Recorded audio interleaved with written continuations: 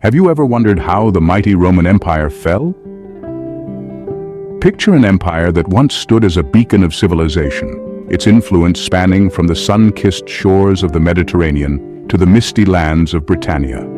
The Roman Empire at its zenith was a marvel of human achievement. Its territories stretched across 3 continents, encompassing diverse cultures, languages, and peoples under one grand unifying banner. This powerhouse of antiquity was not just a political and military titan. It was also a cradle of innovation, where advances in engineering, law, art, and literature thrived. Imagine bustling cities with aqueducts, baths, and amphitheaters, all testaments to Rome's advanced civilization. The Roman military, a well-oiled machine, was a force to be reckoned with, its legions marching in unison, echoing the heartbeat of an empire that seemed invincible. But like all great empires, Rome too had its sunset. The first signs of decline appeared in the 3rd century AD. From the heart of the empire, cracks began to show. For centuries, Rome had been a beacon of power and prestige, but a combination of internal and external factors would start its slow decline. Political instability was rampant. The throne was not a place of security, but a hotbed of assassination and usurpation. Emperors came and went with alarming frequency, their reigns often cut short by the blades of those closest to them. The economy was not faring much better.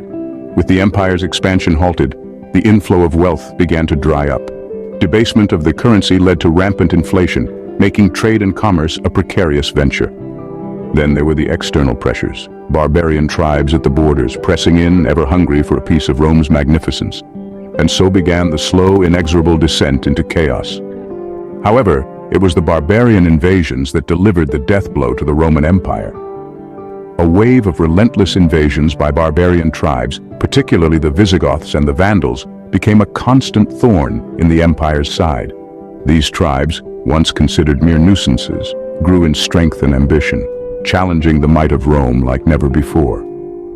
The Visigoths, led by their indomitable king Alaric, even managed to sack Rome in the early 5th century, a shock to the Roman psyche. The Vandals, under the leadership of their king, Genseric, seized North Africa, a vital source of grain for Rome. These invasions chipped away at the empire's resources, morale, and ultimately, its very existence. The Western Roman Empire, its armies stretched thin and its coffers depleted, struggled to fend off these threats. And one by one, its provinces fell into the hands of these barbarian tribes. The once invincible Roman Empire could not withstand the onslaught. The final nail in the coffin was the fall of Rome in 476 AD. Rome, the city that had once been the heart of a sprawling empire, found itself under siege. The Visigoths, a formidable tribe of Germanic warriors, descended upon the city. Their sacking of Rome was ruthless and relentless. The grandeur of Rome was reduced to rubble, its once mighty structures left in ruins. In the wake of this devastation, the last Roman emperor, a young lad named Romulus Augustus, found himself cornered. With a heavy heart, he abdicated his throne, surrendering to Odoacer, the Germanic king of the Torcilingi. The world watched in stunned silence as the boy emperor handed over his imperial insignia, marking the end of more than 1,000 years of Roman rule. And with that, the sun finally set on the Roman Empire. The echoes of its glory days were silenced, its mighty presence reduced to the pages of history. So what can we learn from the fall of the Roman Empire? In our exploration, we've seen that Rome's downfall was not the result of a single cause, but a series of interconnected factors. The empire's vast size, which once contributed to its strength, became a liability, straining its resources and making it difficult to govern effectively. Internal strife and political corruption eroded the empire from within, while the pressure of barbarian invasions cracked its borders. The economy, once robust, was weakened by over-reliance on slave labor and overspending on spectacle.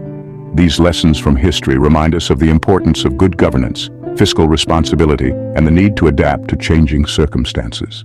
They underline the fact that no empire, no matter how powerful, is invincible. History is filled with stories of rise and fall, glory and ruin, and while every tale is unique, they all carry valuable lessons.